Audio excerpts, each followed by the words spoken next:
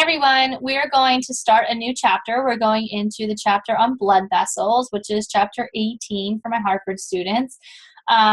So this chapter starts off a little easy and then it gets more intense as we go through. So we're going to divide up these lecture videos into little bits so that hopefully you can stop listening. It'll make it easier for you to go back and find the information that you need from the lectures.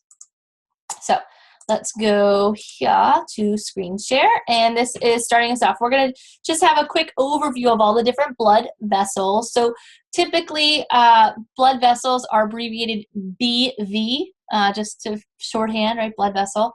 And so you'll see that shorthand in some of my worksheets and tests and things like that. Just it's easier. And I'm lazy, I guess. I don't know. So blood vessels are the basic highways of our circulatory system. They're delivering nutrients, blood, etc., from the heart and the rest of the body. So this is how blood gets everywhere through the vessels. You have three types. You have arteries. Arteries are taking blood away from the heart. You have veins, which are returning the blood back to the heart.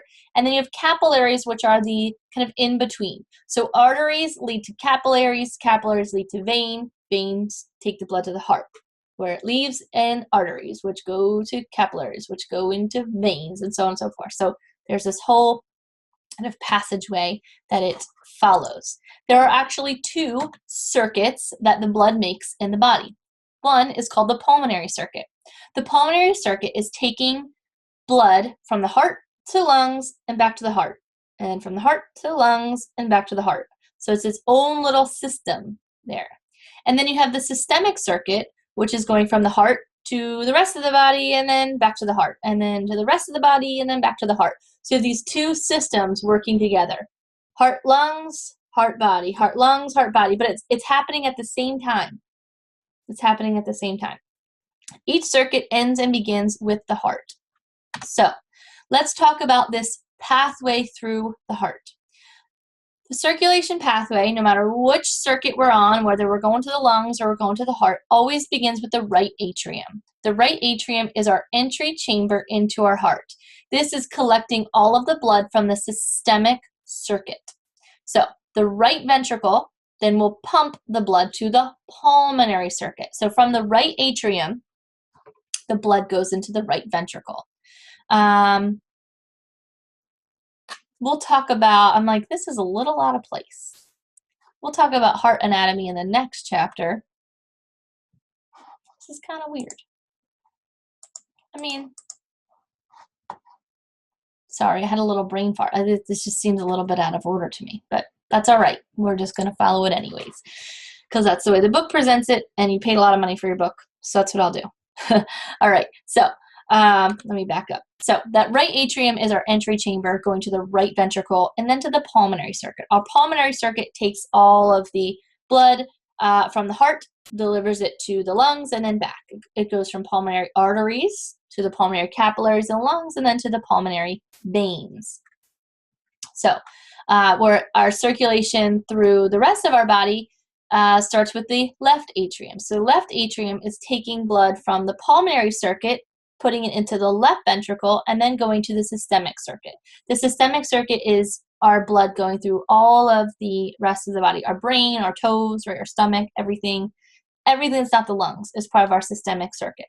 So these two circuits that are working in unison, the right side of the heart is pumping blood to the lungs, the left side of the heart is pumping blood to the rest of the body. There you see it. Start at the right atrium, and you don't have to be, that's why I was thrown off before, because this chapter is not about heart anatomy. We're going to get into heart anatomy in the next chapter. So if you just know just the basics right now, that's all you need. Right atrium is our entry chamber from the systemic circuit. All the blood's returning back here from, your brain and your toes and your nose and wherever. Goes into the right ventricle. Then it goes over to the lungs to pick up some oxygen, comes back to the left atrium, goes down to the left ventricle, then goes out to the body through the arteries, systemic arteries, through the systemic capillaries, through the systemic veins, back to the right atrium. From the right atrium, down into the right ventricle, out through the pulmonary arteries, pulmonary capillaries, pulmonary veins to the left atrium, then to the left ventricle, and then out to the systemic arteries, systemic capillaries, systemic veins. Listen to that over and over again. Say it over and over again. Make a flow chart of it. This sounds weird. Touch this guy, right? Take this image from this PowerPoint and trace it with your finger and say it as you're tracing it, right? Physically touch the computer screen or print it out and do it on your paper or in your book, right? Feel it out. Anything active that you do to learn this. Don't just listen to me. Do something to learn it. So you can pause the video here, go back and review these little tidbits that I went through with you. Sorry, I stumbled a little bit in there with the layout of this chapter. All right, next chapter. Let's talk about how these arteries and veins are put together. So there are 3 layers to our arteries and veins. Our anatomy language, we call them tunics, right? A tunic is like a shirt, a long shirt. And that's kind of how these are set up, kind of, but with 3 tunics on top of them, so 3 layers. The tunica intima, or the tunica interna, I always call it the tunica intima. This is the innermost layer, the inside part of our blood vessels. This is an endothelial layer.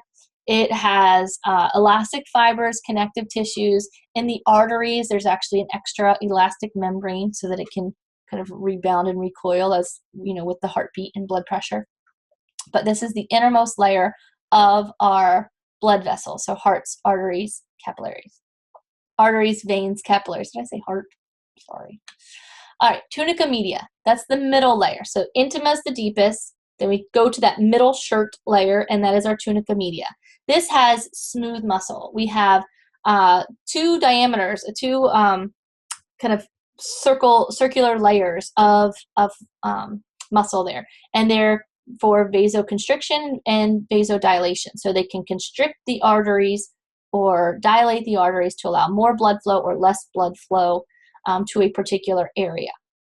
There's also collagen fibers connecting the tunica media to the other layers.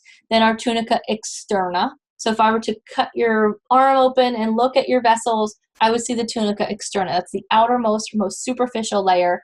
It is mostly connective tissue.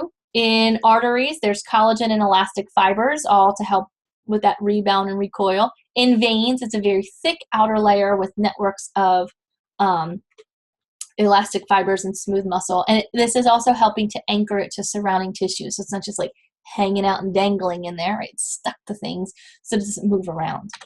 So and here you can see this cross-section of an artery. So the artery, you have this very thin layer of tunica intima. Tunica media is this kind of meaty muscular layer with lots of circular muscles there. And then our tunica externa, which is the, move that image, tunica externa, which is the connective tissue layers. Compare that to a vein.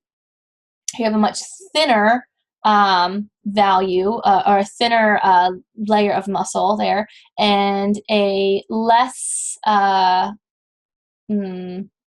more smooth tunica intima layer. We flip back to this. Here in the artery, you see that there is kind of like waves inside of our artery, and that's so that it can expand, right, to allow for expansion, increased surface area to get bigger. Our arteries are carrying that high pressure blood away from our heart, so as our heart's beating, our arteries can expand. And so by this extra smooth muscle there to allow for that expansion or contraction, and this extra tunica intima ruffles in there to allow it to expand, it's going to help with that. Whereas our veins, typically very low pressure, don't need that increased ruffles for expansion. They're pretty much always the same. So let's talk about the classes or the levels of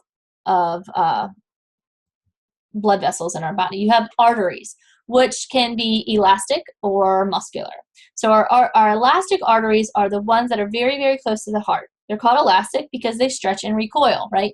These include like our pulmonary trunk, which is taking the blood from the right ventricle into the pulmonary circuit, or aorta, which is taking the blood from the left ventricle into the systemic circuit, and then the specific branches off of those 2 large arteries. The muscular arteries are the medium-sized arteries, which then perforate out into all of the organs and tissues past those elastic arteries.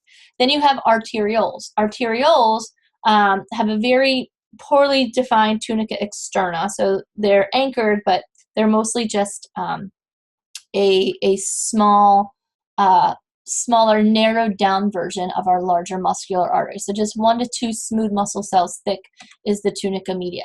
Then we get to our capillaries. Our capillaries are the only blood vessels that allow exchange between the blood and the interstitial fluid. Very, very thin walls for that to allow for that diffusion to occur. And there's different types of capillaries that we'll talk about, but you can just picture them as like 1 cell layer thick, pretty much. And depending on how they're structured, they can just let different molecules in and out. And then there's venules. So venules are very small, about 50 microliters, no tunica media. They resembled like an expanded capillary. They're collecting the blood from the capillaries. And then you have medium-sized veins. Medium-sized veins have a very thin tunica media and a very thick tunica externa. And then our large veins, which are collecting veins. These are like the superior and inferior vena cava, and then the branches that lead to those specifically. So if we diagram this out, this is my clotting pathway from the last chapter. If we diagram this out, starting with the heart. So we'll have our heart here.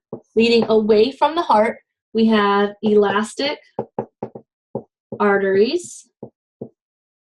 From elastic arteries, we have muscular arteries. And I'm pretty sure this is mirror image for you guys, and I apologize. Hopefully you can read backwards. So these muscular arteries lead to arterioles, and arterioles lead to capillaries. Capillaries lead to venules. Venules lead to medium veins.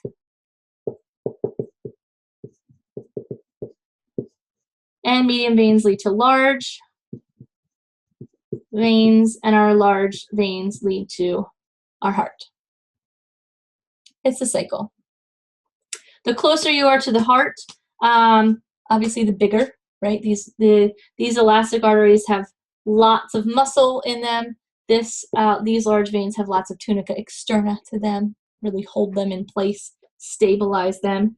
Further away you get from the heart, the smaller the diameter. So that's the gist of those. Go back to screen share mode and finish this little section here. There it is. This next slide is basically the image of what I just drew you. If you didn't understand it or you like this image better, awesome. Use this one instead. This is just a straight up side-by-side comparison between the veins and arteries. So larger tunica externa in the veins, smaller tunica externa in the arteries, but a larger tunica media in the arteries. Check out those muscular arteries with that really, really thick wall of muscle in that tunica media. You can pause the video here, go back and review these types of veins, and I am going to stop the video here also. Just realized that I wanted to do that. So the next video will continue on with capillaries.